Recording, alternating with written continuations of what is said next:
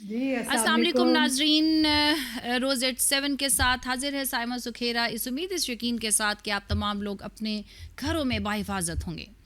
नाजरीन, इंडिया ने एक डॉक्यूमेंट्री जो है वो जारी की है, दिखाई गई है 15 अगस्त को। और आज का मौजू सिर्फ एक डॉक्यूमेंट्री नहीं है, बल्कि जंग के बाद शुरू होने वाली उस जंग का है जो मैदान जंग से निकलकर बयानिए, मीडिया और तारीख के सफ़ाते ऑपरेशन तक पहुंच चुकी है।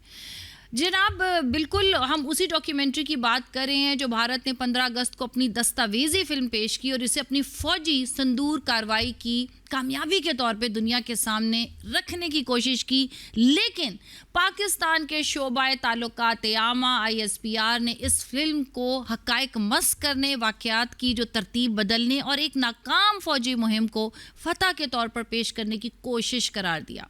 सवाल ये है कि आखिर इस डॉक्यूमेंट्री की ज़रूरत क्यों पेश आई? क्या ये वाकई जंगी कामयाबियों की एक गैर जानिबदार दस्तावेज़ है, या अवाम और आलमी रायामा के लिए एक मखसूस बयानिया तश्कील देने की कोशिश है?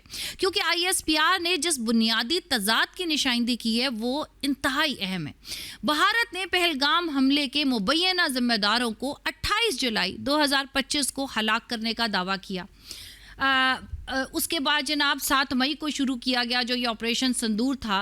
तो फिर सवाल ये पैदा होता है कि अगर मुबैना हमलावर बाद में मारे गए तो 7 मई को भारत ने किसको सज़ा देने का दावा किया था? दूसरी जानिब पाकिस्तान का मौक़िफ़ ये है कि मार्का हक के दौरान उसने भारतीय जारियत का भरपूर जवाब दिया, भारतीय फ़ौजी अहदाफ को निशाना बनाया, भारतीय फ़ज़ाइया को नुकसान पहुँचाया।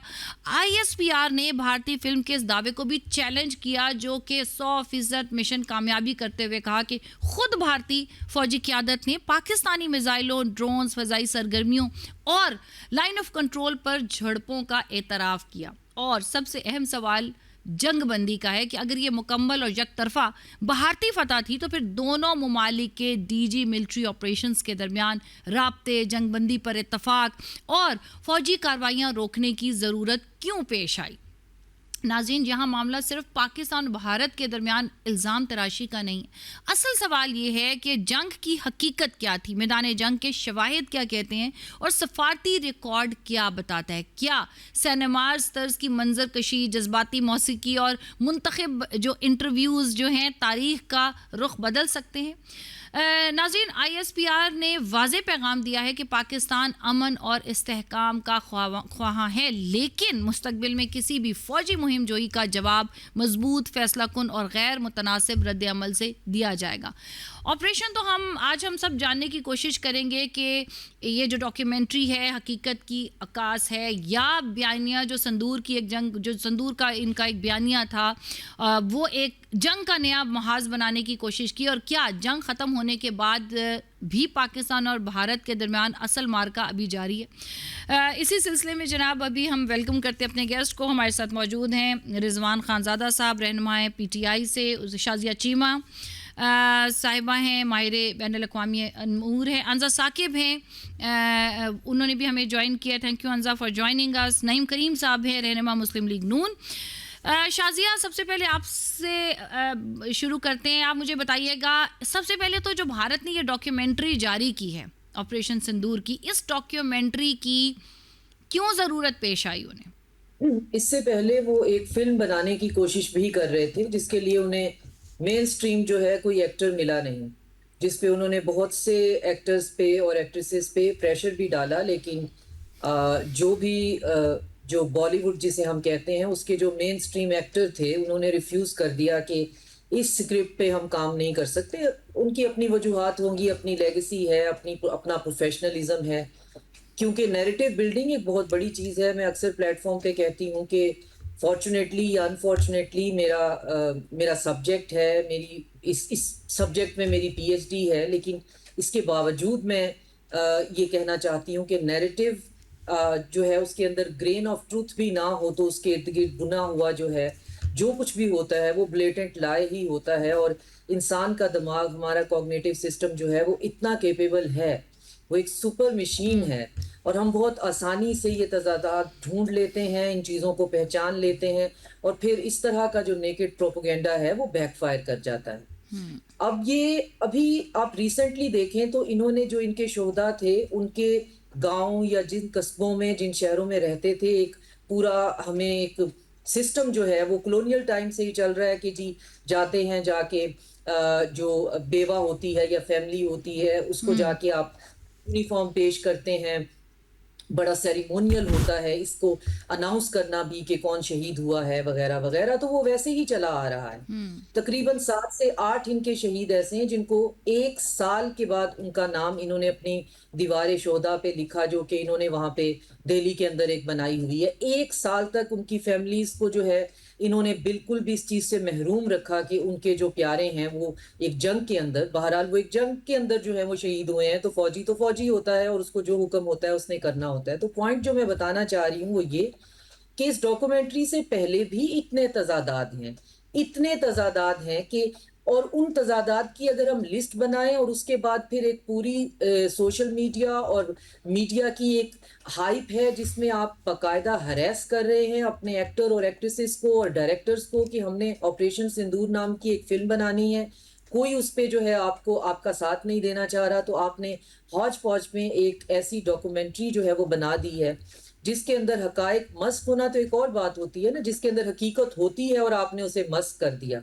ये फिक्शन है, ये सारी की सारी फिक्शन है ना, तो इवेंट्स आपस में उस तरह से हैं कि जिस सीक्वेंस से हुए हैं उस सीक्वेंस से ही आप बताना शुरू कर दें। इसके अंदर नई चीजें जो हैं वो इंट्रोड्यूस कराई गई हैं, सच एज के जी जो है हमें ऑलरेडी पता था कि हम पे उस पे हमला होना है और हमारा हमला जो है वो उस हमले को रोकने के लिए था, प्रीएम्प्टिव था। इससे पहले इनके नैरेटिव पे आपने कभी ये नहीं सुना होगा, इससे पहले ये यहाँ पर टेरिटोरियल जो इंटेग्रिटी है उसको वायलेट करके सही। दहशतगर्द मारने के लिए पाकिस्तान में घुसे थे। हम्म। तो वो हम्म। दहशतगर्द मारने का नैरेटिव 180 पे वो करके कि हम्म। पाकिस्तान एक एग्रेसर है, एक न्यूक्लियर आर्म्ड कंट्री है और न्यूक्लियर जो है वो रोग हाथों में है और वो जो है वो इतने केपेबल नहीं है, तो हम पे अटैक होना था, हमने प्रीएम्प्टिव कर दिया, तो फिर वो नैरेटिव कहाँ गया? तो इसमें अगर हम पॉइंट बाय पॉइंट जाएंगे तो इतना हमारे पास टाइम भी नहीं होगा। तो बहुत ही बाजार, बहुत ही बेलाकोस्ट किस्म की एक चीज है, जो चीज मार्केट में बिके ना, जो आम बंदे के साथ रेजोनेट ना करे, उस प्रोपोगेंडा के ऊपर पैसा लगाना जो है वो पैसे का ज़िया ही है। इससे ज्यादा और क्या हो सकता है? ये कम से कम मोदी एक दफा अपने इस पूरे जो है इस डॉक्यूमेंट्री बनाने से पहले अपने जो ट्रंप है, जिसे हाउडी ट्रंप और हाउडी मोदी हम सुना करते थे, और इनकी ऑकवर्ड किस्म की पपियां जपियां जो हैं वो हमें भूली नहीं है, तो ये उसको एक दफा तो कह देते कि तुम हर जगह पे खड़े होके मुझे जलीलो ख्वार क्यों करते हो कि तुमने जंग रुकवाई, जंग रुकवाई। जंग तो मैंने शुरू की इस डॉक्यूमेंट्री के हिसाब से, और मैंने ही रोकी। मैंने शुरू की क्योंकि मुझ पे हमला होने का शक था और एक टेररिस्ट स्टेट ने हम पे हमला करना था, मैंने रोकी क्योंकि मुझे उसकी जरूरत खत्म हो गई। तो फिर एक दफा तो ट्रंप को मुंह उठा के कह दे कि राहुल गांधी जो चीखता फिरता है अपने पार्लियामान में, कि एक दफा उसे कह दें कि वो कौन से 7 राफेल थे जिसको गिनवाते गिनवाते कम से कम 50+ टाइम जो है वो ट्रंप ने मोदी को कहा है कि सही। ये जंग मैंने रुकवाई सही। और इसके सही जी। जहाज। शाजिया साहबा, मैं आपकी तरफ आती हूँ। रिजवान साहब, ये बताइएगा कि ये जो डॉक्यूमेंट्री बनाई गई है, अपनी तरफ से उन्होंने एक गैर जानिबदार जंगी तज्जिया दिया है, लेकिन आपको क्या लगता है कि क्या ये उनकी काविश है कि अपनी जो फौजी कामयाबी का बयानिया है अपनी आवाम के सामने मजबूत करने की कोशिश की जाए? बिस्मिल्लाहिर्रहमानिर्रहीम। इय्याक नअबुदु व इय्याक नस्तईन। बहुत शुक्रिया। देखें जी, पाकिस्तान तहरीक इंसाफ, मेरे लीडर इमरान खान साहब ने हमेशा ये कहा है कि अपने पड़ोसी मुल्कों से दोस्ती होनी चाहिए, जी। जंग नहीं होनी चाहिए। पाकिस्तानी फ़ौज भी जंग नहीं करना चाहती, हम लड़ना नहीं चाहते, हमारी फ़ौज भी नहीं चाहती कि हम जंग करें। लेकिन जंग जब हम पर मुसल्लत की जाएगी, जब जंग हम पर मुसल्लत की जाएगी, तो इंशाअल्लाह ताला हमेशा पाकिस्तानी फ़ौज ने इंडिया को जवाब दिया है और आगे भी उनको जवाब देंगे। बात यह है कि जो पिक्चर इंडिया ने बनाई है, हम भी, मेरा ख्याल है कि बचपन से देख रहे हैं कि इंडिया ऐसी ऐसी फिल्में बनाता है। कभी वो उनके फिल्म के एक्टर लाहौर में आकर लड़ते हैं और जीत के चले जाते हैं। ये एक इंडिया का ख्वाब है जो अपनी ख्वाब को मैं ये कहूंगा कि जी वो ख्वाब देखते देखते अपने अरमान जो है वो फिल्मों के जरिए पूरे करता है कि हम पाकिस्तान के साथ ये कर सकते हैं, ये कर सकते हैं, ये करना चाहते हैं। सही। तो ये एक ख्वाब के सिवा कुछ, ये ख्वाब के सिवा कुछ नहीं है। ये बच्चों का एक ख्वाब है जो इंडिया के करता धरता देखते हैं। इंशाल्लाह ताला इस्लामी जमहूरिया पाकिस्तान जिंदाबाद था, है और रहेगा, और हमेशा इंडिया को जवाब देंगे। लेकिन जंग नहीं चाहते, लड़ना नहीं चाहते, अमन का पैगाम देते रहे हैं, हमेशा अमन का पैगाम देते रहेंगे।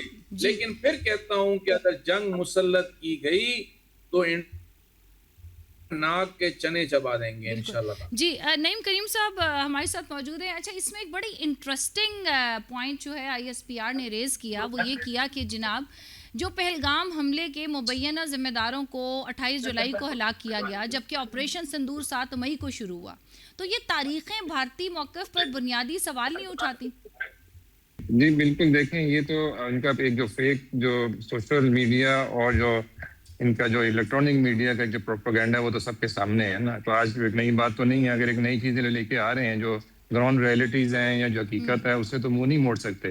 तो ये अपनी उसको शर्मिंदगी को छुपाने के लिए कुछ भी करते रहें, कोई भी इसके अंदर एक नया एक रुख ले आए और कोई भी एक सीरीज और बुक भी लिख लें इसके ऊपर, अपनी इस जंग के ऊपर, तो वो तो सबके सामने, वर्ल्ड के सामने जो कुछ हुआ। जिनके त्यारे थे उन्होंने मान लिया कि हमारे त्यारे जो है, जो जिनकी मेक थी उन्होंने माना कि जी हमारे त्यारे गिरे। तो इंडिया के कहना और बार बार चीज को डिनाई करना और अपनी उसकी फतह को जश्न मनाना मीडिया के ऊपर, मैं समझता हूँ हमेशा से फेक रहा है। बाकी उसको लिंक करना, देखिए वो इनकी इसी तरह के बहुत सारे ड्रामाज जो है ना ऑलरेडी पहले वो खुद क्रिएट करते हैं, उसके बाद उसका जो मलबा है, उसका जो मुद्दा है, हमेशा वो पाकिस्तान पे डालते हैं, क्योंकि वो हमेशा से कोई ना कोई रीजन ढूंढते हैं पाकिस्तान के साथ जंग करने के लिए। वही बात करूँगा, खान साहब ने बड़ी मुनासिब बात की और बड़ी पॉजिटिव बात की कि हम तो हमेशा से अमन का पैगाम लेके चले हैं, हम हमेशा से डिफेंसिव रहे हैं। हमारे जितने भी पैक्ट्स हैं अभी भी दुनिया में इंटरनेशनली भी, वो भी पीस के ऊपर हैं। हम कभी भी हमने एग्रेशन नहीं दिखाया, और यहाँ पे भी जो ईरान इंडिया के साथ हमने किया आपके सामने है कि वो एग्रेशन नहीं था हमारा, वो डिफेंसिव मोड में हमारे। तो बात ये ना कि वो डेट्स तो कभी किसी के साथ मैच नहीं करेंगे, उनकी कोई भी उनका वो उसके ऊपर वो ले आए एपिसोड, वो कभी मैच नहीं करेंगे, वो रीजन बनाने की जरूर कोशिश करेंगे, ऐसा नहीं होगा। इंडिया में रहने वाले लोगों को, भारत में रहने वाले लोगों को भी पता चल चुका है कि जो हकीकत है वो क्या है, और इससे कोई मुंह नहीं छुपा सकता। आपके सामने है कश्मीर के ऊपर 79 ईयर्स हो गए हैं उनका कब्जा है, 79 ईयर्स से जो मजालिम हो रहे हैं, जिस तरह वो मकबूजा कश्मीर के ऊपर वो कब्जा करके बैठे हुए हैं, और उसके बाद उन्होंने जम्मू कश्मीर के अंदर वही चीज़ आने की कोशिश की, लेकिन अल्हम्दुलिल्लाह कि उसमें हमने उनको नाकाम किया। ये उन्हीं का प्रोपेगेंडा था, ये उन्हीं की फंडिंग थी AJK के अंदर भी जो लेके आई है सारा कुछ, ये इन्हीं की चीज़ें चल रही हैं। ये बलूचिस्तान में, ये KP के अंदर है। मेन जो ड्रामे के पीछे जो मेन किरदार है वो यही है, भारत है जो वो कर रहा है, लेकिन वो कभी कामयाब नहीं होगा। आपके सामने है, लोग अभी शोर रखते हैं, पाकिस्तान की अवाम शोर रखती है, पाकिस्तान के पॉलिटिशियन माशाल्लाह पॉलिटिकल पार्टी शोर रखती हैं, और कभी भी पाकिस्तान एंटी पाकिस्तान किसी भी इदारे का, किसी भी उसका हिस्सा नहीं बनेंगे, कभी भी नहीं बनेंगे इंशाल्लाह। बिल्कुल बिल्कुल। अच्छा अंजा, बड़ी इंटरेस्टिंग से इसमें एक और भी पॉइंट उठाया गया कि अगर भारत को मुकम्मल फौजी बर्तरी हासिल थी तो दोनों ममालिक के जो DG मिलिट्री ऑपरेशंस के दरमियान राब्ते, फिर जंगबंदी पर इतफाक भी हुआ, फिर इस सब की ज़रूरत क्यों पेश आ रही थी? क्योंकि बकौल भारत के उनको तो 100% फतह नसीब हो चुकी थी। जी तो लेट्स थोड़ा सा हम डाइसेक्ट करते हैं जो ISPR की तरफ से रिबटल्स आए हैं। तो ISPR के जवाब के 3 पहलू थे जिसमें अपनी एविडेंसेस हमने रखी, ना कि सिर्फ रिटोरिकल वक्त की वजह से तवज्जो हमने दिलाई लोगों की। तो सबसे बड़ी पहली बात थी, आपने एक बड़ा अच्छा मुद्दा रेस किया, लेकिन उससे पहले मैं आपको टाइमलाइन की तरफ ले जाना चाहूँगी। तो टाइमलाइन का मसला जो था ना कि डॉक्यूमेंट्री में May 7 की स्ट्राइक्स को पहलगाम के मुल्जिमान की सज़ा करार देती है, ठीक है, लेकिन जबकि इंडिया के अपने बाद के जो दावों के मुताबिक असल मुल्जिमान को जो भी पहलगाम के अटैकर्स थे 28 जुलाई को, यानी तकरीबन 11 हफ्ते बाद हलाक किए गए। अब ISPR का सवाल यही था कि जब फिर किसको टारगेट किया गया 7 मई वाले दिन, और एक लेजिटिमेट फैक्चुअल चैलेंज है रादर देन डिफ्लेक्शन, ठीक है। सेकेंडली 100% मिशन सक्सेस की बात हम करते हैं। अब ये ऑकवर्डली बड़ा प्लेस किया जाता है, क्योंकि अगर हम पाकिस्तान के बयान की बात मैं करूं तो उसके सामने एक कमजोर पड़ता है, जिसके मुताबिक हम ये कहते हैं कि 8 इंडियन जहाज मारे गए और पाकिस्तान के अपने जवाबी ऑपरेशन बयान मरसूस ने प्रिसिशन म्यूनिशन से 26 टारगेट्स पर हमला किया। तीसरी चीज ये कि ISPR डॉक्यूमेंट्री की अपनी एक कहानी में, मतलब एक दखली तजाद उसकी निशानदेही में करती चलूं कि एक तरफ ये सरप्राइज, फिर दूसरी तरफ गहराई और एस्केलेशन डोमिनेंस पर जोर दिया जाता है। फिर एक और चीज जो ये दावा करती है कि इंडिया ने जानबूझकर खुद को रोक लिया और फिर पाकिस्तान को एग्जिट विंडो दिया। सो ये दोनों बातें जो है ना मुकम्मल तौर पर सही नहीं हो सकती, और ये तजाद ऑन एयर गौर करने के मतलब डेफिनेटली काबिल है कि whoever is going to watch that documentary वो इस चीज़ को किस तरह नज़रअंदाज कर सकते हैं। सो डेफिनेटली ये चीज़ तो वाजे तौर पे यूजफुल है हमारे लिए जानना। दूसरी चीज़ के पाकिस्तानी ऑडियंस के पर्सपेक्टिव से अगर बात करूं, देखिए बात यहाँ आउटरीच की नहीं होनी चाहिए कि हम एक रिएक्शनरी मेजर लें, लेकिन स्क्रूटनी की होनी चाहिए। इसको फैक्ट्स के बेसिस पे इवेल्युएट करें। ये जो डॉक्यूमेंट्री है ना, इंटरनल इनकंसिस्टेंसीज, जिस तरह मैंने अभी आपको 2-3 चीज़ें बयान की, उस तरह प्रिसाइसली इसको हम अगर उस पर गौर व फिक्र करें तो मतलब हमें कोई उसमें पाकिस्तान का अपना अकाउंट देना है बहुत ज़रूरी है। एंड आई थिंक कि जिस तरह से पहले भी ये चीज़ मेंशन की गई है, अगर हम सियासी मामलों को, बाकी मामलों को पीछे रखते हुए सिर्फ और सिर्फ रियासत की बात करें, वो सबसे ज़्यादा अहम है at this point in time, क्योंकि यहाँ जो बच्चा अभी अपनी टिकटॉक्स बना रहा है तो उसके ऊपर भी एक ये सोशल कॉन्ट्रैक्ट के तहत एक जिम्मेदारी है कि जहाँ आप अपनी वीडियोस एडिट कर रहे हैं और आज बारिश दिखा रहे हैं लोगों को, तो उसके साथ साथ try and dissect this as well. Pakistan का जो जितना भी हमने बयानिया दिया है, हमारी जॉइंट प्रेस कॉन्फ्रेंसेस भी हुई, हमने बल्कि इंटरनेशनल बॉडीज को भी सबमिट किए हैं सारे के सारे एविडेंसेस। उस बात के ऊपर भी दोबारा निशानदेही कर दूं, लेट मी रिमाइंड दी ऑडियंसेस कि हमने तो इंडिपेंडेंट इन्वेस्टिगेशन के लिए, जॉइंट इन्वेस्टिगेशंस के लिए बार बार इंडिया को दावत दी थी। क्यों नहीं आए वो? और दूसरी चीज़ ये कि देखिए, एक साइड का नैरेटिव ना अगर कोई भी एक्सेप्ट करता है, वो आजकल की दुनिया में ना वो शख्स या तो वो बेवकूफ़ है या वो बिल्कुल बायस्ड है, तो वो उनका ओपिनियन वैसे ही मैटर नहीं करता। सो अब पाकिस्तान की पोजीशन जो है ना वो वेरीफाइबल है, कोई थिएटर नहीं हम लगा रहे। अब यहाँ पे अब दीगर अगर आपको मैं रीजनल हवाले से भी बात बताऊं तो देखें, ब्रॉडर इसमें जो पर्सपेक्टिव है ना जी, उसको अगर मैं कनेक्ट करूं, जो सेम आजकल जो थीम चल रही है, देखिए इस्लामाबाद मेमोरेंडम के अंदर आया वो गजा और लबनान के फ्रेमवर्क्स हों, उसके अंदर भी कहीं ना कहीं ये पता चलता है कि टेक्स्ट जो साइन होता है या जो बातें चलती हैं और इन्फोर्स रियलिटी में बहुत फ़र्क है। अब ये जो ऑपरेशन सिंदूर की ये जो डॉक्यूमेंट्री दिखाई जा रही है, इसमें अगेन वही चीज़ नज़र आ रही है कि एक जगह ऑपरेशनल जो रिकॉर्ड है और दूसरी जगह जो आपका डोमेस्टिक बयानी है। अब इंडिया ने अगर ये टाइमली अपने डिलिबरेटली अपने जश्न आज़ादी के साथ इसको सीनियर ऑफिशियल्स को कैमरे में ला के उसकी टाइमिंग इस तरह की देखी है कि जहाँ से वो चाह रहा था कि किसी ना किसी तरह मैं इस तरह का कंसोलिडेशन कर पाऊँ, क्योंकि अभी हमने देखा है कि रिसेंटली जो कॉकरोच जनता पार्टी के तहत भी और बाकी चीज़ें भी, जब आप पूरे इंडिया में एक बलबला मचा हुआ है, बहुत सीरियसली कॉम्प्रोमाइज है मोदी की पोजीशन। सो मोदी सरकार तो वैसे ही डगमगा रही है और अब लोगों को भी रियलाइज हो गया। तो आई थिंक कि रादर देन कि वो इस तरह के चीप टैक्टिक्स अपना रहे हैं, इसमें लोगों को ज़्यादा अवेयर होना चाहिए। और at the end of the day हमें भी यही अंडरस्टैंड करना चाहिए कि एक नैरेटिव बैटल जो बयानिए की जंग है वो इतनी ज़्यादा इम्पोर्टेंट है। हमने बैटल फील्ड में तो अपना लोहा मनवा दिया है, बट हमारे लिए भी इसको किस तरह काउंटर करना है वो बहुत जरूरी है। बड़ी इंटरेस्टिंग गुफ्तगू नाज़रीन जारी है। अभी वक्त हो जाता है एक छोटे से कमर्शियल ब्रेक का, हमारे साथ रहिएगा। ब्रेक के बाद हाजिर होते हैं, गुफ्तगू का सिलसिला जारी रखते हैं।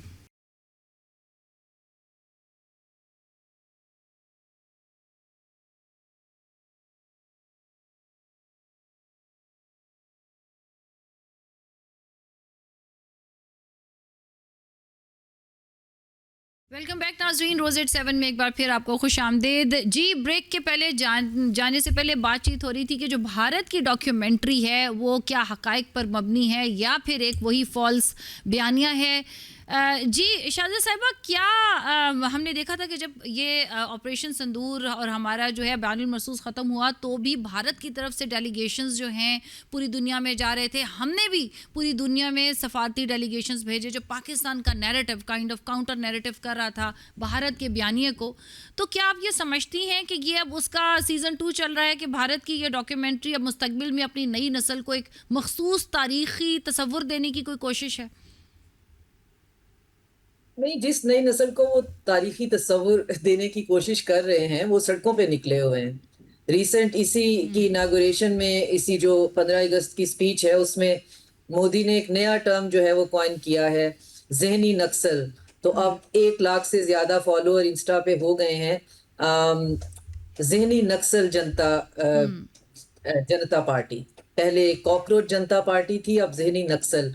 तो नक्सलाइट्स जो हैं उनका मजाक उड़ाते हुए कि हमने जंगलों में जाके तो सारे इनको जो है खास तौर पे वो नक्सलाइट्स बेसिकली वो कम्युनिज्म की बात कर रहे होते हैं, तो इन कम्युनिस्ट को हमने खत्म कर दिया है, अब कुछ ज़हनी नक्सल हमसे बच गए हैं। तो अब वो आप देखें उसके बयानिए का रिएक्शन क्या है, कि रिएक्शन के तौर पे बाकायदा उसका हार्मोनोग्राम भी बन गया है और एक ज़हनी नक्सल जनता पार्टी भी बनकर जो है वो सोशल मीडिया पे आ गई है, जो कल को किसी ने सोचा भी नहीं था कि अगर कॉकरोच जनता पार्टी सोशल मीडिया पे आकर अपनी बात मनवा सकती है तो इसका क्या करना है। तो आपका पॉइंट ये है कि जी नैरेटिव का काउंटर नैरेटिव, बाज नैरेटिव इतने बिजार होते हैं कि वो देमसेल्फ जो है वो अपने नैरेटिव को काउंटर कर रहे होते हैं।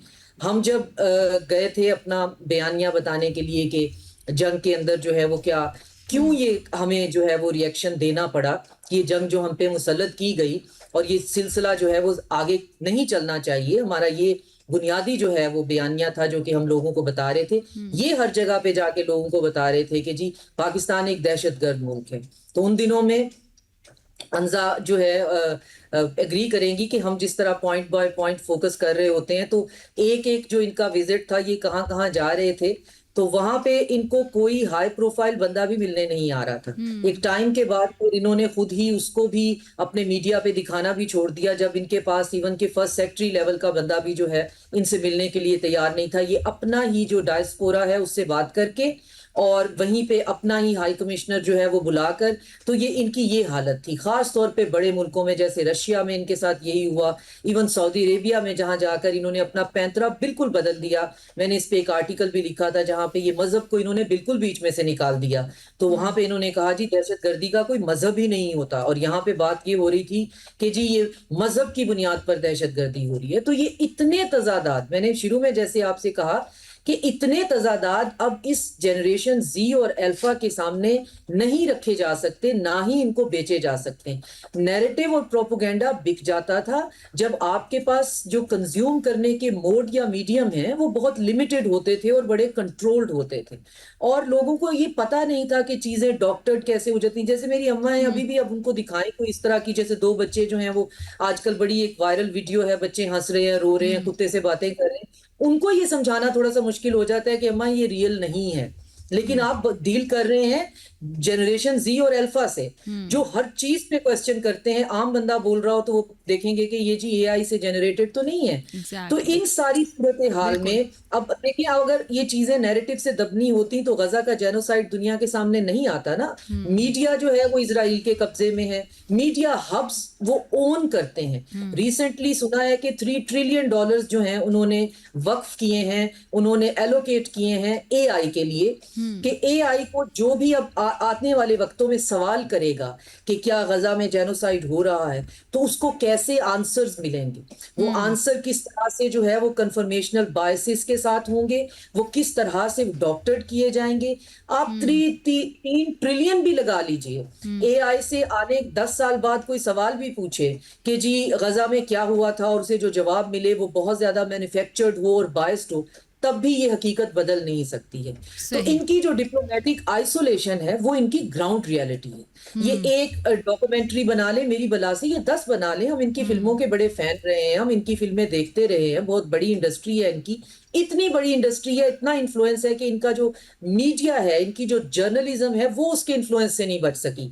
ये वहां पर जो है वो इफेक्ट देते हैं, साउंड देते हैं, वहां पर ये जो है वो स्ट्रेस और इंटोनेशन पैटर्न ऐसा रखते हैं जैसे सास भी कभी बहू थी चल रहा हो। तो ये इतने पावरफुल मीडियम है कि इनका जर्नलिज्म उससे नहीं बच सका है। तो ये 10 डॉक्यूमेंट्रीज बना लें, लेकिन क्या ये डॉक्यूमेंट्रीज जो हैं ये ग्राउंड रियलिटी की इनकी डिप्लोमेटिक आइसोलेशन खत्म कर पाएगी? क्या मोदी का एक डिजास्टरस इजराइल का विजिट जो है वो नलिफाई हो पाएगा? क्या आयतुल्ला खामनाई की शहादत पे ताजियत ना करना जो है वो दोबारा से मुमकिन होगा? क्या ईरान का साथ ना देना, क्या गल्फ की तरफ से इनका बिल्कुल उनके साथ इनके ताल्लुकात इतने इस केओस में पड़ गए हैं क्योंकि उनको बमरे मजबूरी जो है वो फुल फ्लेज हमारी तरफ आना पड़ा है। तो जैसे किंजा कह रही है कि हमारे बच्चे बस मैक्सिमम ये करें कि इन पे मीम्स बना लें। इसका कोई सीरियस रिबटल बनता नहीं है। इसका सीरियस रिबटल की मतलब है कि हम इसे बहुत सीरियस ले रहे हैं। तो इसका मतलब है कि हम हर कबूकी थिएटर को, हर फार्सिकल जो है वो थिएटर है उसको सीरियस लेना शुरू कर देंगे। नहीं, आप जाएं और जाकर अपनी डिप्लोमेसी ठीक करें। आप जाएं और देखें कि आपके साथ हम तो इस वक्त जो है वो सिक्योरिटी स्ट्रक्चर इस रीजन का बना रहे हैं जिसका हम फोर रनर हैं। हमारी पॉलिटिकल और मिलिट्री एस्टेब्लिशमेंट बिल्कुल मल्टीपोलैरिटी के दरवाजे खोल रही है। आप क्या कर रहे हैं? बिल्कुल। अच्छा रिजवान खान साहब ये बताइए, बिल्कुल जैसे शाज़िया चीमा ने बड़े अहम नुकात किए कि ये इतना भी आसान नहीं होता, और अगर अब देखा जाए दुनिया के सामने, अगर दुनिया को देखें तो पाकिस्तान और भारत तो दोनों अपनी जंगी कामयाबियों के दावे करते नज़र आते हैं। अब अगर गैर जानिबदाराना तौर पर हकीकत जानने के लिए कौन से ऐसे शवाहिद और ज़राए हैं जिनको अहमियत दी जानी चाहिए? अब अगेन जब हम स्टैटिस्टिक्स को देखते हैं तो क्या तैयारों के जो नुकसानात हैं, फ़ौजी अमवात हैं, मिसाइलों के हमले, ज़मीनी झड़पें, इन हकायक को महज मीडिया बयानिए के जरिए तो नहीं छुपाया जा सकता। देखिए साइमा साहब, मेरा ताल्लुक, जी हाँ, मेरा ताल्लुक जो है वो कराची से है, और ये समंदर तकरीबन हज़ारों मील पर चल रहा है। यानी आप बदीन से शुरू करें तो ये गवादर और बलूचिस्तान की तमाम सरहदों पर चला जाता है। कलभूषण को लोग भूले नहीं हैं अभी तक। कलभूषण को जब गिरफ्तार किया गया उसके बाद जो बलूचिस्तान के अंदर इंडिया की जो हरकतें हैं, जो उसने तंजीम बनाई हुई है, सिंध में तंजीम बनाई हुई है, ये दहशतगर्दी जो हमारे मुल्क में सिंध में ज़्यादातर हो रही है, बलूचिस्तान में हो रही है, हमारी बॉर्डर से हो रही है, समंदर से हो रही है, एक एक चीज़ पे ये नज़र होती है। हम मुकामी लोग हैं यहाँ के, हमें पता है कि ये क्या हो रहा है। ये फिशिंग और ये मछेरों के ज़रिए, माहीगीरों के ज़रिए जब इनकी लांचें हमारी पकड़ ली जाती हैं तो वो कैसे मोटिवेट करने की कोशिश करते हैं हमारे लोगों को, वो आकर बताते हैं। आप यकीन करें, लेकिन हमारे जो यहाँ कर नेवी के एहलकार हैं, पुलिस है, वो मैंने अपनी आंखों से देखा है कि इंडिया के माहीगीर जब पकड़े जाते हैं, गिरफ्तार होते हैं, तो उन्हें चाय पिलाते हैं, उन्हें बिस्किट खिलाते हैं, उन्हें खाना खिलाते हैं। बिल्कुल, यानी मतलब वो आप रवैया मैं अपनी आंखों से देखा हुआ आपको बता सकता हूँ। उसके बाद जब उन्हें शिफ्ट किया जाता है सेंट्रल जेल कराची में, तो यकीन करें उनका कमरा अलग रखा जाता है, उन्हें साबुन और सरफ और पता नहीं क्या क्या लोग, फिर ईद के दिन कुछ ऐसे लोग होते हैं जिनको खोला जाता है, क्योंकि मैं खुद भी जेल में रहूं तो मैंने ये सारे मामलात देखे हुए हैं। लेकिन जो हमारा माहीगीर छुट के आता है वहां से, आप यकीन करें वो एक साल तक इलाज कराता रहता है। आप इनकी ज़हनियत देखें आप सिर्फ। और हमारी जो फिशिंग की लांच है उसको पकड़ा जाता है जो मछली से भरी हुई होती है। इंडिया ने कभी आज तक खाली लांच नहीं पकड़ी, सिर्फ मछली से भरी हुई लांच है, उसको ये पकड़ते हैं। ये मतलब इनकी जो ज़हनियत है, देखिए हम एक कायदे आज़म मोहम्मद अली जिन्ना ने बता दिया था कि हम अलग कौम हैं, हम एक कौम नहीं है। इंडिया में अगर रह भी लें तो पाकिस्तान, और पाकिस्तान क्यों बना, पाकिस्तान बनाने का मकसद ये था कि इन्होंने हमें एक्सेप्ट ही नहीं किया। मुसलमान जो रहते हैं इंडिया में, आप यकीन करें इन्होंने आज तक इंडिया की हुकूमत हो या हिंदू हो, इन्होंने उन्हें दिल से तस्लीम नहीं किया है। वो जिन हालात में रहते हैं वो बताते हैं, राब्ते में हैं। हम उम्रे पे जाते हैं तो कम से कम मेरे ख्याल है कोई 500-1000 लोग हमें इंडिया वाले हमारे साथ बैठे होते हैं। मैं हज पे था तो इंडिया का पूरा कैंप मेरे साथ था। उन्होंने हालात बताए कि इनकी ज़हनियत क्या है हमारे साथ। लेकिन आप यकीन करें कि इस्लामी जमहूरिया पाकिस्तान जिस मकसद के लिए बना, हमें उस कायदे आज़म मोहम्मद अली जिन्ना रहमतुल्लाह के मकसद पे चलना चाहिए। और बिल्कुल इंशाल्लाह हम उसी मकसद पे चलेंगे सही तो हम इससे जी बिल्कुल महफूज रहेंगे। बिल्कुल ये मेरी बहन ने कहा कि जी ये एआई को तो हजारों साल पहले बता दिया गया दज्जाल का फितना है, वो चीज दिखाई जाएगी जिस पे आपको यकीन हो जाएगा, बिल्कुल लेकिन बाद में सही की अच्छा तहकीक बिल्कुल आप करेंगे सही आप तो वो बिल्कुल नहीं आपने सही आएगा। कहा मैं अब अपनी तमाम बताना जी चाहता अच्छा बिल्कुल नईम करीम मैं साहब सबको आपकी तरफ बताना चलते चाहता हूँ कि हैं आप पढ़ जी लें, जी आप जी सुन्नत नईम साहब ये नबी पढ़ लें, बताइएगा आप नबी पाक जी सल्लल्लाहु रिजवान साहब आपका पॉइंट आ गया बिल्कुल मैं नईम साहब की तरफ जाना चाहूंगी वक्त भी हमारे पास महदूद है अच्छा एक बड़ी जी इंटरेस्टिंग सी चीज़ ये है कि अगर भारत अपने ऑपरेशन को मुकम्मल कामयाबी करार दे रहा है तो इस दावे को ऑब्वियसली उनको कोई काबिल तस्दीक गैर जानिबदार शवाहिद भी आलमी सतह पर पेश करने चाहिए documentary is not enough but जो मोस्ट इंपॉर्टेंट चीज़ है वो ये कि क्या जंग के बाद जो बयानिए की ये जंग है आपको क्या लगता है पाकिस्तान और भारत के दरमियान अब मुस्तकबिल की कशीदगी को मज़ीद बढ़ा सकती है क्योंकि एक देखिए नैरेटिव की वो नैरेटिव अपनी जगह पे कशीदगी कम करने के लिए जो बेसिक हमारा वन पॉइंट जो उनके साथ डिस्प्यूट है वो है कश्मीर। लेकिन जब तक कश्मीर का मसला हल नहीं होगा उससे तो हम पीछे नहीं हट रहे ना, कोई गवर्नमेंट उससे पीछे नहीं हटी, चाहे वो पीटीआई की हो, पीपल्स पार्टी हो, सब उसके ऊपर स्टैंड करते हैं। और इसके अलावा हमारे उनके साथ मसला क्या है मुझे बता देना। हमारा तो भारत में तो कोई मसला ही कोई नहीं है। हमारे पहले दिन से जो उनके साथ मसला चल रहा है वो है कश्मीर का मसला, वो हम उस पर स्टैंड करते रहेंगे। हालात अच्छे भी होते रहे हैं, आपको पता है सफारती हालात भी अच्छे हुए हैं, तजारती भी हमने मामला अच्छे करने की कोशिश की है बीइंग ए नेबर। लेकिन जिस तरह इस दफा उन्होंने अफगानिस्तान को हमारे लिए इस्तेमाल किया, और आपके सामने है कि इससे पहले ईरान जो है ना वो सबसे ज्यादा बिजनेस बिल्कुल इनके साथ कर रहा था बिल्कुल भारत के साथ। मेरी बहन ने बड़ा अच्छा पॉइंट आउट किया शादिया ने कि ये अब वो क्या दोबारा उस पर जा सकेंगे।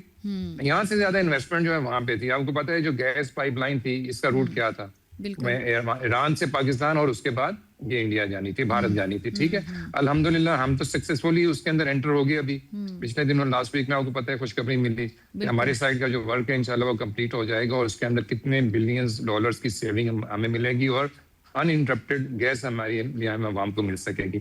बात है ये सारी चीजें, अब भारत तो हर जगह पे शिकस्त का सामना कर रहा है ना। नैरेटिव की जंग तो अपनी जगह पर लड़ता रहे, नैरेटिव से मुल्क नहीं जीते जा सकते, लोगों के दिल नहीं जीते जा सकते। ठीक है, नैरेटिव की जंग वो करते रहे, उनका सोशल मीडिया इलेक्ट्रॉनिक मीडिया ठीक है हमसे कहीं ज्यादा बेहतर होगा, लेकिन झूठा है, वो झूठ की बुनियाद के ऊपर काम करते हैं, उनके पास सच्चाई नहीं होती, इसीलिए वो मार खा जाते हैं। मैं भी 2-3 चैनल्स में जाता हूँ, आपने शायद देख रहा हो, लेकिन उनके पास कोई उनके पास एजेंडा नहीं होता सवाए इसके कि वो सिर्फ वो मुखालफत के पाकिस्तान के अगेंस्ट चल रहे थे। और पीछे सपोर्ट कौन कर रहा है आपके सामने कि इसराइल बैठा हुआ है उनके साथ। तो इसराइल के साथ जो ईरान ने किया उसके बाद तो वो मैं समझता हूँ कि उसको कोई बात भी नहीं करनी चाहिए, उस पर निकलना भी नहीं चाहिए, उसको किसी भी उसके ऊपर महाज पे नहीं जाना चाहिए।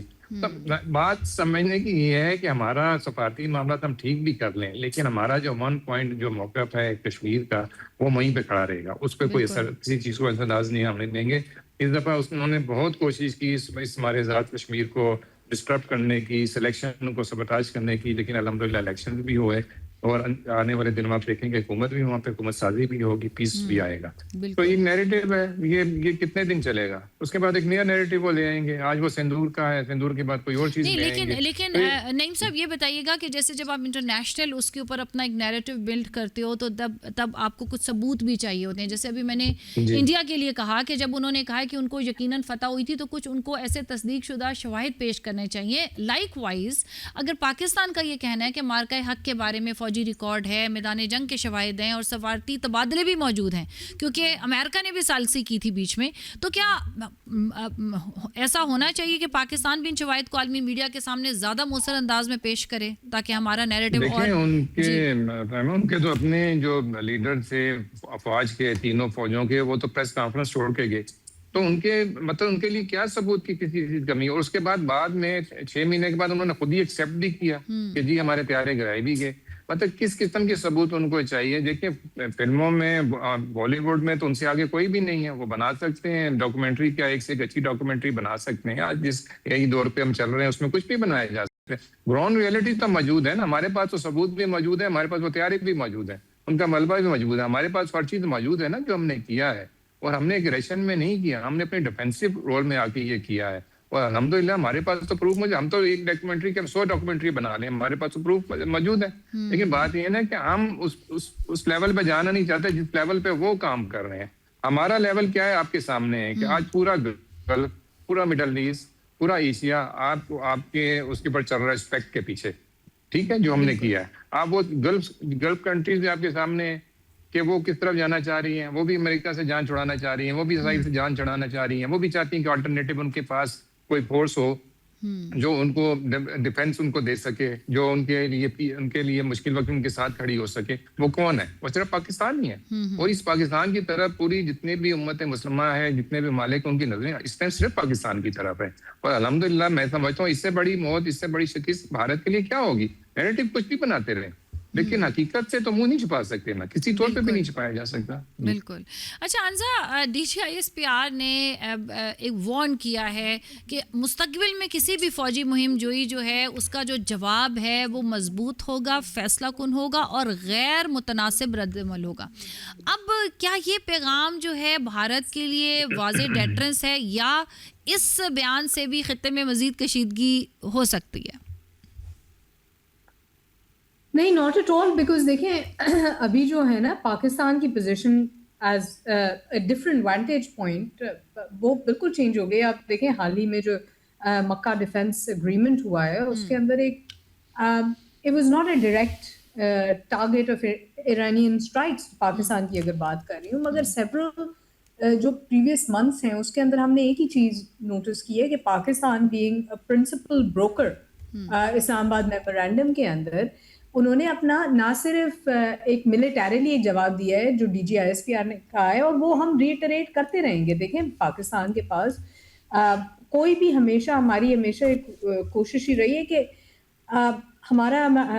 हम कभी भी पहल नहीं करते जंगी मामलात में, काइनेटिक अफेयर्स में, हमेशा एक डिप्लोमेटिक वेट, और ख़ासकर अभी हाल ही जितने भी ये डिफेंस एग्रीमेंट्स हैं उसके अंदर ये चीज़ वाजे हो चुकी है। सो वो एक ब्रोकर ऑफ पीस के रोल से पाकिस्तान को निकाल के एक फॉर्मल सिक्योरिटी का गारंटर, एक कमिटमेंट दी गई। और पाकिस्तान का देखें हम एक एटमी ताकत हैं, whether the world likes it or not, whether India likes it or not, हम अलंबरदार हैं मुस्लिम ममालिक के लिए as with our nuclear status.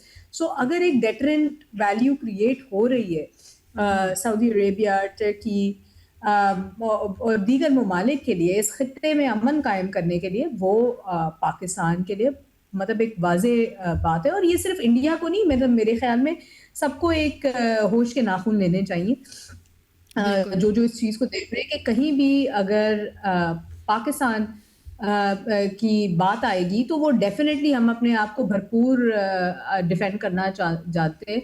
आप ये देखिए कि इंडिया ने हमने पूरी दुनिया को एविडेंस सबमिट किया है टाइम एंड टाइम अगेन कि ईस्टर्न और वेस्टर्न बॉर्डर्स में आया वो बलूचिस्तान और KP में उठने वाली जो प्रॉक्सीज को फंड किया जाता है क्रॉस द बॉर्डर, अफगानिस्तान से हम पर हमले होते हैं हमारी सरहदों में, हमने कितनी शहीद सिविल एंड मिलिट्री फ्यूनरल्स देखे। सो इसके अंदर डेफिनेटली हमें एक पैक्ट जो ये मुस्लिम ममालिक के तहत, मैं आपको एक इंटरेस्टिंग बात बताती हूँ। देखिए पाकिस्तान इस पॉइंट इन टाइम पे इंडिया के लिए ना एक इरिटेंट बन गया। हम जाते हैं ट्रम्प के जो एक खासकर US की आया वो प्रेसिडेंट ट्रम्प, उनकी एक जो वार्मथ है टुवर्ड्स पाकिस्तान और खासकर field marshal general Asim Munir के लिए, वो इंडिया के लिए ना एक वो कहते हैं ना नासूर बन गया है। बिकॉज अब आप 100% टैरिफ्स की बात करें या वाशिंगटन की पोस्ट कॉन्फ्लिक्ट आउटरीच की बात करें, जो कि ये दिल्ली को इतनी चीज नापसंद आई है कि उन्होंने मतलब अजीत डोवाल से लेके किस को का थिएटर नहीं लगवा दिया पूरी दुनिया के आगे कि हम किसी तरह अपनी बात मनवा लें, लेकिन वो बिल्कुल नाकामयाब हुए इस चीज में। और अगेन मक्का पैक्ट जो है ना वो इस चीज की निशानदेही करता है कि पाकिस्तान एक फॉर्मल ट्राइलैटरल सिक्योरिटी की आइडेंटिटी रखता है, और जो दो सिग्निफिकेंट मुस्लिम मेजॉरिटी पावर्स है आपके अब नो लॉन्गर जो इस खत्ते में आप देखें दूसरे जितने रीजनल ऑर्गेनाइजेशन से सार्क था, ब्रिक्स था, उसके अंदर एक इंडियन डोमिनेंस या रादर एक रीजनल हेजेमोनिक अप्रोच नजर आती थी। अब पाकिस्तान ने उसको भी तोड़ दिया कि इस खत्ते के जो भी मसाइल होंगे हम खुद से सॉल्व कर सकते हैं। सो डेफिनेटली एक और चीज जो यहाँ पे मैं जिसको आपको बता दूं जल्दी से, चाइना का भी फैक्टर अगर हम देखें तो इसमें एक रियल और सब्सटैंटिव एक बात जो दुनिया के आगे नजर आई है, खासकर मोदी का ट्रिप जो अभी था Tianjin के अंदर, एंड दोनों साइड्स ने जो अप्रोच किया अपने बॉर्डर डिस्प्यूट्स के ऊपर। अब अगेन एक अरुणाचल प्रदेश के अंदर जो अपर सुबनसिरी डिस्ट्रिक्ट है उसके अंदर भी हमने देखा है कि डोमेस्टिक पॉलिटिकल आउटरीच हुई है दिल्ली में। और ये अगेन एक कोइंसाइड करता है चंद हफ्तों कबल जब प्रेसिडेंट जी का एक्सपेक्टेड विजिट था, जो अभी सितंबर 12 और 13 के बीच में सही। होगा, ब्रिक्स का जो जी। इंडिया होस्ट कर रहा है। सो ये ऑलरेडी कहीं ना बिल्कुल। कहीं इंडिया को अपने इलेक्शंस भी आने वाले हैं, तो आई थिंक Exactly. ये डेफिनेटली उनके लिए सही। एक अच्छा सही, बिल्कुल। अच्छा शाजिया, ये बताइएगा अभी जैसे मक्का एक्ट की हम बात कर रहे हैं, अब पाकिस्तान ने एग्रीमेंट कर लिया है सऊदी अरब के साथ, टर्की के साथ एक इत्तेहाद बना दिया, इल्हाक बना दिया। अब तक पाकिस्तान सालसी का किरदार अदा करता रहा बहुत, आपको पता है इस्लामाबाद टॉक्स जो हैं वो पूरी ज़बान ज़द-ए-आम रहे पूरी दुनिया में। लेकिन अब आपको लगता है कि after having this agreement Iran और अमेरिका के बीच में पाकिस्तान वही किरदार अदा कर सकेगा, या अब पावर डायनामिक्स या स्ट्रेटेजिक जो अब स्ट्रैटेजी ईरान की चेंज होने वाली है? बहुत होलिस्टिक क्वेश्चन है, अब पता नहीं हमारे पास टाइम है इसको मैं जी समेटने जी की बिल्कुल, हम कोशिश will just try to sum it up. Time हमारे पास महदूद है, लेकिन यस इतना है कि आप कर सकती हैं, समुंदर को कूजे में बंद करने की कोशिश करें। जी बहुत शुक्रिया, बहुत शुक्रिया। मैं पहले आप एक सवाल आपने किया कि हम क्या सबूत दे सकते हैं, उसमें थोड़ा सा मैं चिप इन करना चाहूंगी कि सबूत के लिए अगर आप सिर्फ उस डीब्रीफ को सुन लें जो हमने जो है ऑपरेशन बनियानुल मरसूस के दूसरे तीसरे दिन ही जो है वो सबके सामने रख दी थी, तो आपको उसके बाद किसी सबूत की जो है वो ज़रूरत नहीं रहती, जिसमें हमने जगहों से लेकर टाइम तक और इवन उनके पायलट्स की वो आवाज जो है लास्ट वो तक भी सुनवा दी थी कि मैं कुछ देख नहीं पा रहा, मैं बिल्कुल ब्लाइंड हो गया हूँ वगैरह वगैरह, और जंग कैसे हुई, किस तरह से हुई, कहाँ से हुई, तो वो डीब्रीफ ही काफी है।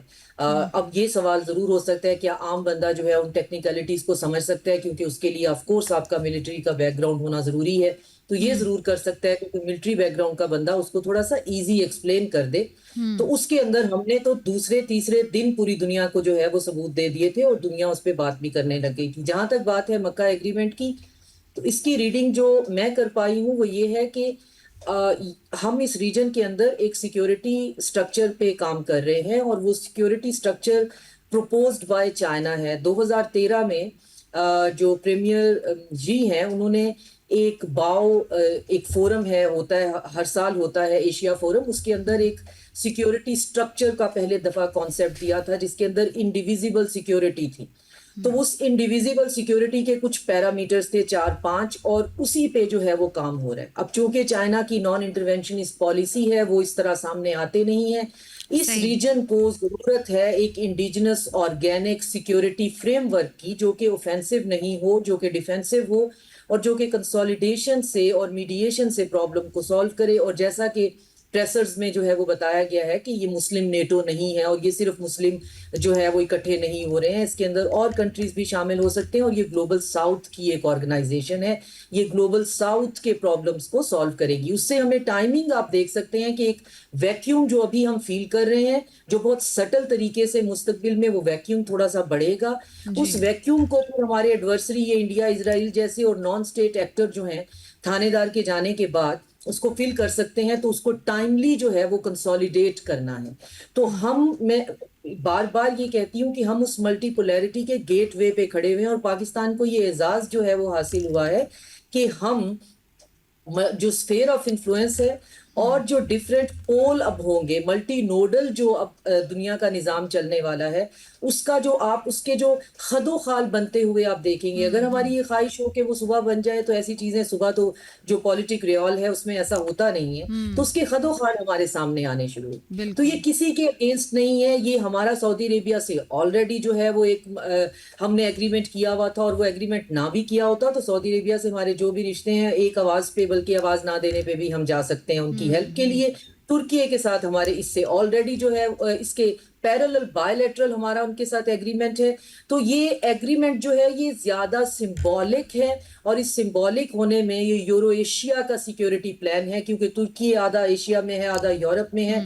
तो ये यूरो एशिया का प्लान है जो कि बैक करता है चाइना और रशिया के फ्यूचर के विजन को। और ट्रंप को अपनी सुक्की में अब आहिस्ता आहिस्ता यहाँ से जाना तो है, लेकिन जाने से पहले तो बहरहाल जो है मेरा ये खौफ है कि एक बहुत बड़ा हमला जो है वो करने की तैयारी कर रहे हैं। वो ऑफ कोर्स हमारा आज का टॉपिक नहीं है, बिल्कुल। लेकिन ये जो पैक्ट है ये हमारे प्रॉब्लम्स को सॉल्व करने का हमारा ही अपना जो है वो सही सही बिल्कुल ठीक है। अच्छा, बिल्कुल हमारे पास वक्त अब महदूद है। मैं दोनों हमारे नईम करीम साहब, आप जाते जाते बस क्या कहेंगे कि अब जो असल मार्का है क्या वो अब सरहद पर नहीं लड़ा जाएगा और तारीख, मीडिया और आलमी राय आमा जो है उसके मैदान में लड़ा जाएगा? नहीं, ऐसा भी नहीं है, ऐसा भी नहीं है। हम अपने अगर देखें डिफेंस का 30% इसके करीब अगर खर्च कर रहे हैं, बाकी मुल्क भी इसी तरह कर रहे हैं, तो ऐसा नहीं है। जो कन्वेंशनल जंगें हैं और जो वार है वो तो चलती रहेगी ना, डिफेंस भी उसी तरह ही रहेगा, ऐसा नहीं है। ये तो एडिशनली आ गई ना। अब आज हम नैरेटिव की बात कर रहे हैं, फिर उसके बाद AI आ जाएगी, फिर और कोई चीज़ आ जाएगी, ये साथ साथ चलता रहेगा। जो जो चीज़ें डेवलप होंगी, मुल्क डेवलप होंगे, सिस्टम डेवलप होगा, नई नई चीज़ें, टेक्नोलॉजी आती रहेंगी, चलता रहेगा साथ साथ, ऐसी बात नहीं है। लेकिन वही है ना कि हमने तो अपनी पोजीशन देखनी है ना कि हम कहाँ पे खड़े होते हैं। हमने तो बाकियों को नहीं देखना, हमने तो पाकिस्तान को देखना है, पाकिस्तान की डिफेंस को देखना है, पाकिस्तान की स्ट्रेंथ को देखना है हमने। तो अल्हम्दुलिल्लाह हम तो ये देख रहे हैं कि उसके अंदर पॉजिटिविटी है, तो उसके अंदर बेहतरी है, उसके अंदर सारे लोग एक ही जगह पे स्टैंड करते हैं, किसी की दूसरी राय नहीं है। तो सबसे बड़ी कामयाबी तो हमारे लिए यही है सर इसके अंदर। जी रिजवान साहब, एनी क्लोजिंग रिमार्क्स? देखें जी, पाकिस्तान मुस्लिम लीग नवाज शरीफ साहब के बड़े अच्छे ताल्लुकात है इंडिया के साथ, और मुझे तो उम्मीद थी कि नून लीग की हुकूमत आने के बाद हमारा इंडिया से एक दोस्ती माहौल पैदा होगा, एक दोस्ती बढ़ेगी, दुश्मनी नहीं होगी।